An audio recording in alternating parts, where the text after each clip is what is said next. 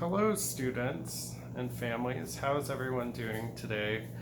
I miss you all. I would definitely prefer teaching in my classroom. I hope everyone is at home and safe during this crazy quarantine for the COVID-19. Today we're going to talk about the ukulele.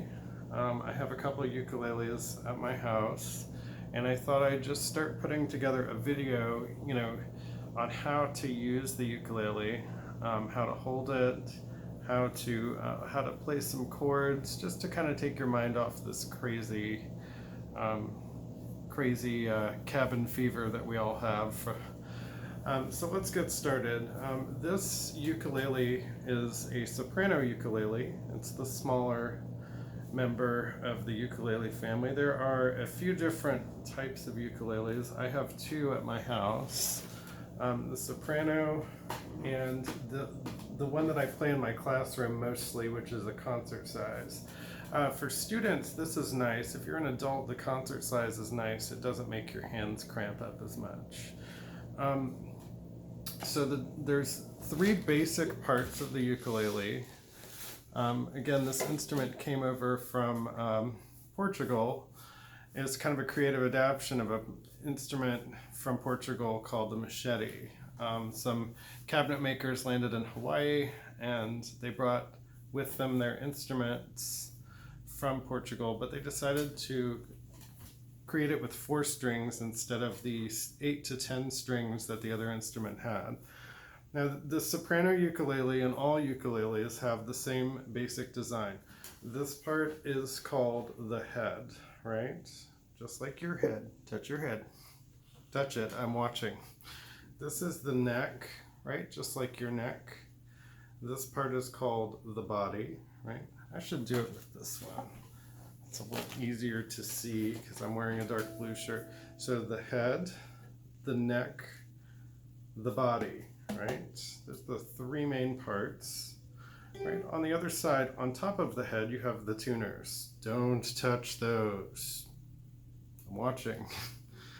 The tuners control the tension of the strings, which can be adjusted.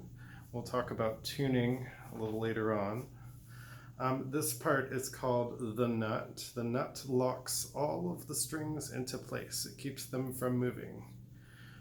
This area is called the fretboard, which lives on the neck of the instrument, which we identified. The fretboard is where all the frets live.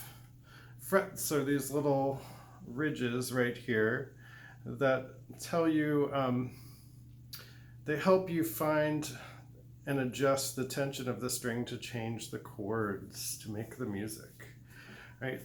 As we move down the fretboard, you see this hole. This is called the sound hole. The sound hole acts as a way of amplifying the sound. With the sound hole, it acts as a speaker box. This whole body makes the strings resonate.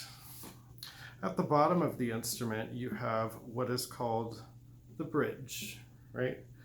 And I'm going to switch back over to this one for a second. This white part on the bridge is called the saddle. Hold yours up to your face. You can see that it raises the strings up so that the strings will vibrate freely. If this was not here, the strings wouldn't be able to ring because they would just keep blatting up against the fretboard. All right, so let's start off with how to hold the instrument. Grab the ukulele by the neck at the top of the head, and you really want to use your left hand because most people are right-handed. There are other things online where you can find how to play the other way, but I'm teaching everybody this way because it's a lot easier. Most people are right-handed, and you're supposed to really strum with your dominant hand. So grab it by the neck with your left hand. Bring it up on your knee. Now, when I put it on my knee, I put this part, the hump part right here, so that just to line it up, you want the speaker box, I call it the speaker box, you want the body to be facing the direction that you're playing. right? You don't want to turn it. That's a no-no, because then you will cause pain and tension in your wrist and your fingers when you go to play. Now bring it up crosswise like a seatbelt. Trying to adjust this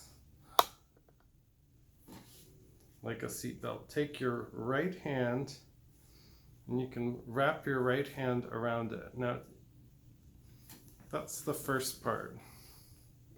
So that's how to hold the ukulele.